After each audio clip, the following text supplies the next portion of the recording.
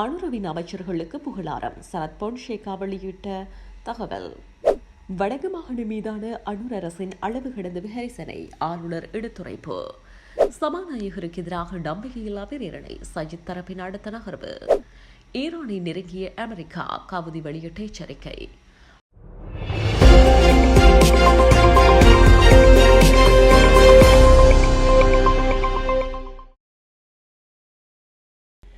ஸ்ரீலங்கா ஜனாதிபதி அனுரகுமார் திசாநாயக்க தலைமையிலான தேசிய மக்கள் சக்தி அரசியல் உள்ள அமைச்சர்கள் ஊழல் மோசடிகளில் ஈடுபடவில்லை என முன்னாள் ராணுவ தளபதி பீல்ட் மார்ஷல் சரத் பொன்சேகா தெரிவித்துள்ளார். இது தொடர்பில் ஊடகங்களுக்கு கருத்து தெரிவிக்கையிலேயே அவர் மேற்கண்டவாறு குறிப்பிட்டுள்ளார். அதன்போது மேலும் கருத்து வெளியிட்ட அவர், இலங்கையில் கடந்த காலங்களில் சட்டம் ஒழுங்கு இருக்கவில்லை, பணம் இருக்கும் இடத்தில்தான் நீதி இருந்தது, ஊழல் மோசடிகள் இடம்பெற்றுள்ளன, குறுக்கு வழியில் வேலை திட்டங்கள் முன்னெடுக்கப்பட்டன, இதனால் பொது மக்கள் தான் பெரிதும் பாதிக்கப்பட்டனர். ஆனால் தேசிய மக்கள் சக்தி அரசாங்கத்தில் உள்ளவர்கள் ஊழல் மோசடிகளில் ஈடுபடவில்லை. இதற்குரிய பாராட்டை அவர்களுக்கு தெரிவிக்க வேண்டும். அதேபோல் நாட்டு மக்கள் எதிர்பார்க்கும் விடயங்களை இந்த அரசு நிறைவேற்ற வேண்டும். அதனை நோக்கிய பயணத்தின் போது எமது ஆதரவு வழங்கப்படும் என தெரிவித்துள்ளார். போர் முடிவுற்று கடந்த 16 ஆண்டுகளில் ஆட்சிக்கு வந்த அரசாங்கங்களை விட தற்போதைய அரசாங்கம் வடக்கு மாகாணம் தொடர்பில் கூடுதல் கரிசனையுடனும் அக்கறையுடனும் செயற்படுவதாக வடக்கு மாகாண ஆளுநர் நாவண்ண வேதநாயகன் தெரிவித்துள்ளார்.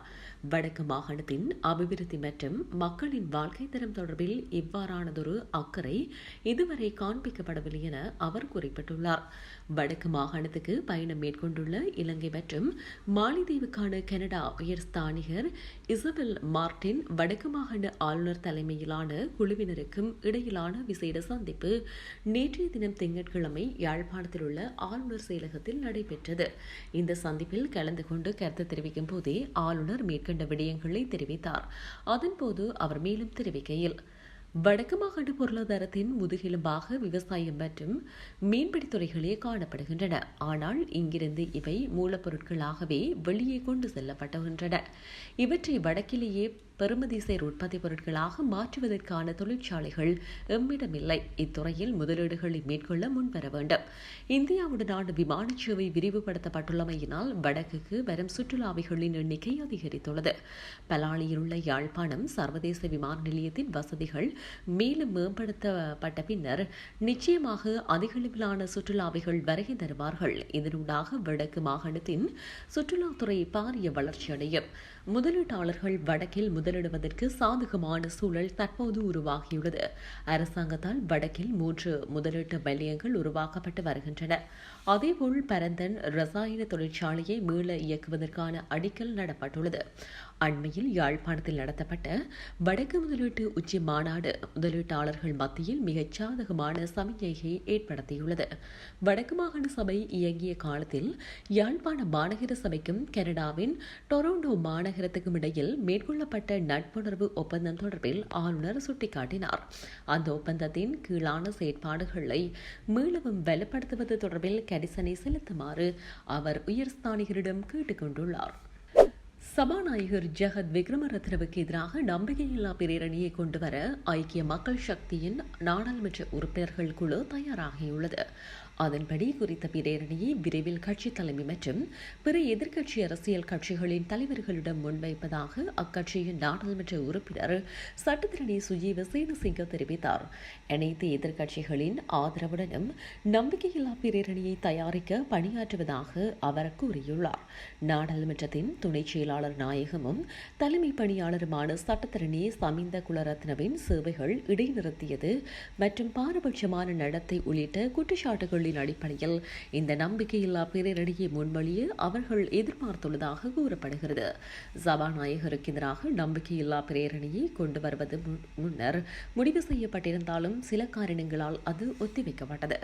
இதுகுறித்து கருத்து தெரிவித்த ஐக்கிய மக்கள் சக்தி கொழும்பு மாவட்ட நாடாளுமன்ற உறுப்பினர் முஜிபுர் ரகுமான், சபாநாயகருக்கு எதிராக நம்பிக்கையில்லா தீர்மானம் கொண்டுவரப்பட்டால் அதை முழுமையாக ஆதரிப்பதாக கூறியுள்ளார். இதேவேளை சபாநாயகருக்கு எதிராக ஏற்கனவே நம்பிக்கையில்லா தீர்மானம் தயாரிக்கப்பட்டு விட்டதாக நாடாளுமன்ற உறுப்பினர் தயாஸ்ரீ ஜெயசேகர தெரிவித்துள்ளார். ஈரான் மீது அமெரிக்கா எந்த நேரத்திலும் தாக்குதல் நடத்தக்கூடும் என பதற்றமான சூழ்நிலை உருவாகியுள்ளது. அதற்கேற்ப அமெரிக்காவின் போர்க்கப்பல்களை ஈரான் நோக்கி நகர்த்தப்பட்டுள்ளதாக தகவல்கள் தெரிவிக்கின்றன. இதனால் மத்திய கிழக்கில் பாதுகாப்பு அச்சம் மேலும் அதிகரித்துள்ளது. இந்நிலையில் ஈரான் மீது அமெரிக்கா தாக்குதல் நடத்தினால் செங்கடல் வழியாக செல்லும் கப்பல்களை குறிவைத்து தாக்குதல் நடத்தப்படும் என ஏமானில் செயல்படும் ஹவுதி கிளர்ச்சிக்கு அறிவித்துள்ளது.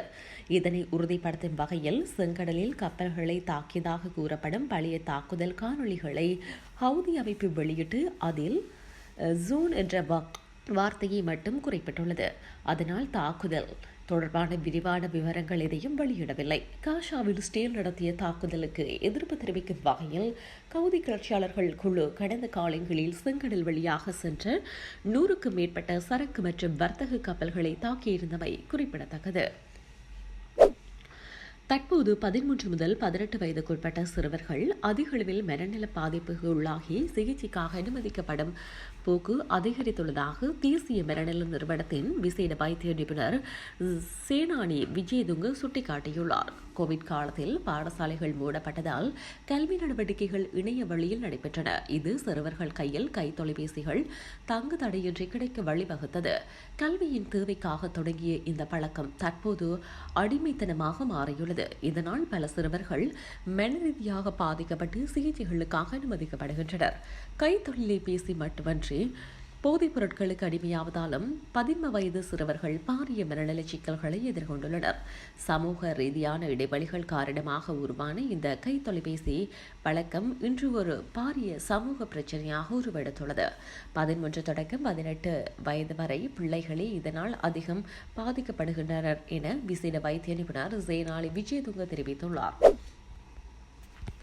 வவுனியா மாவட்டத்தில் மீண்டும் தீவிர விவாதத்தை ஏற்படுத்தியுள்ள கிவலோயா நீர் விநியோக திட்டம் உண்மையில் யாருக்கான அபிவிருத்தி என்ற கேள்வியை இன்று மீண்டும் எழுப்பியுள்ளது.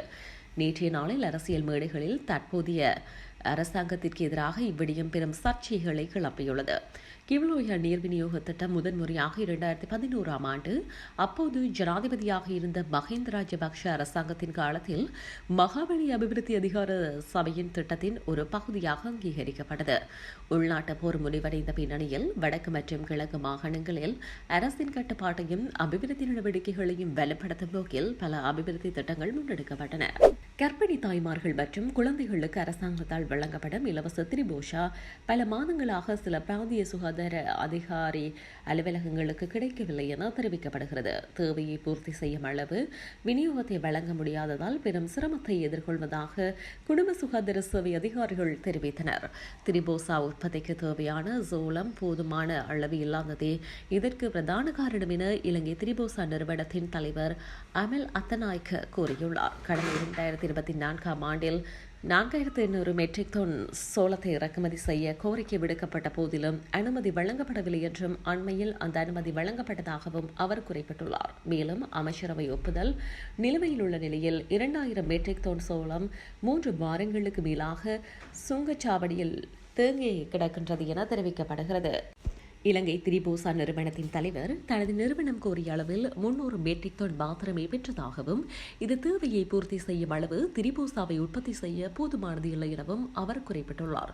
இருப்பினும் தேவையான அளவு திரிபோசா மேல் மாகாணத்தில் உள்ள அனைத்து பிராந்திய சுகாதார அதிகாரிகள் அலுவலகங்களுக்கும் ரத்தினபுரி, கேகாலி மற்றும் புத்தளம் மாவட்டங்களில் உள்ள பிராந்திய சுகாதார அதிகாரிகள் அலுவலகங்களுக்கும் அனுப்பப்பட்டுள்ளதாக கூறப்படுகிறது. அதே நேரம் உற்பத்தி செய்யப்படும் திரிபோசாவை விநியோகிப்பதிலும் சிக்கல்கள் எழுந்துள்ளதாகவும் போக்குவரத்துக்கு போதுமான லொரிகள் இல்லாமையே இதற்கு காரணம் என இலங்கை திரிபோசா நிறுவனத்தின் தலைவர் அமல் அத்தநாயக்க தெரிவித்துள்ளார். அனுரவின் அமைச்சர்களுக்கு புகழாரம் சரத் பொன்சேகா வெளியிட்ட தகவல். வடக்கு மாகாணம் மீதான அனுர் அரசின் அளவு கடந்த விமர்சனை ஆளுநர் எடுத்துரைப்பு. சபாநாயகருக்கு எதிராக நம்பிக்கையில்லா பிரேரணை சஜித் தரப்பின் அடுத்த நகர்வு. ஈரானை நெருங்கிய அமெரிக்கா ஹவுதி வெளியிட்ட எச்சரிக்கை.